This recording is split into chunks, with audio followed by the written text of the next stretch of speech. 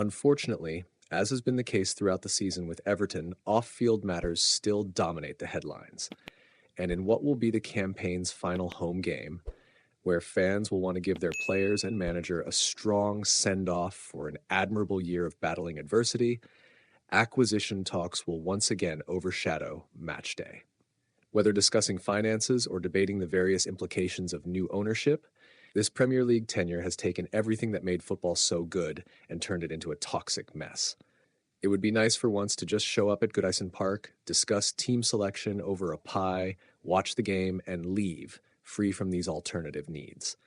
But these are the most important facets of the sport nowadays, and as such, interest remains high. Now, Alan Myers confirms new acquisition interest. 777 partners have come under increasing scrutiny in recent weeks for their relentless pursuit lasting a whole season. After striking a deal with Farhad Moshiri to acquire Everton in September, here we are 8 months later, no closer to a conclusion. Alan Myers, as one of the most reliable sources regarding the club, has sought to keep fans informed throughout this miserable process. But even he seems to have no positive information to bring, likely because the Iranian owner is set on selling to this shady and untrustworthy party.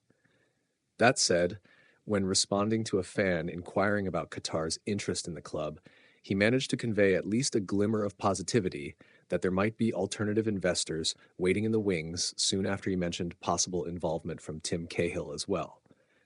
He stated, "It's perfectly possible, of course. I know FM had discussions in Qatar during the WC, so fingers crossed."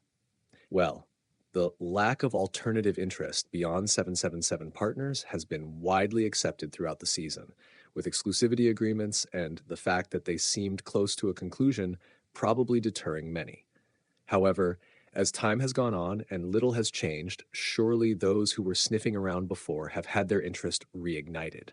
After all, it's now clear that all Moshiri wants to move forward is his money. And with the Miami-based company suggesting they have it, he's more than happy to sell.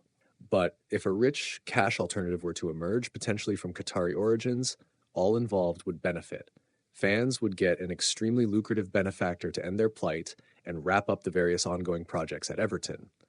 Meanwhile, Moshiri would get his money and that quick exit he so desires, while 777 would get their loans repaid. If there are new buyers waiting for the opportunity to pounce, now is as good a time as any.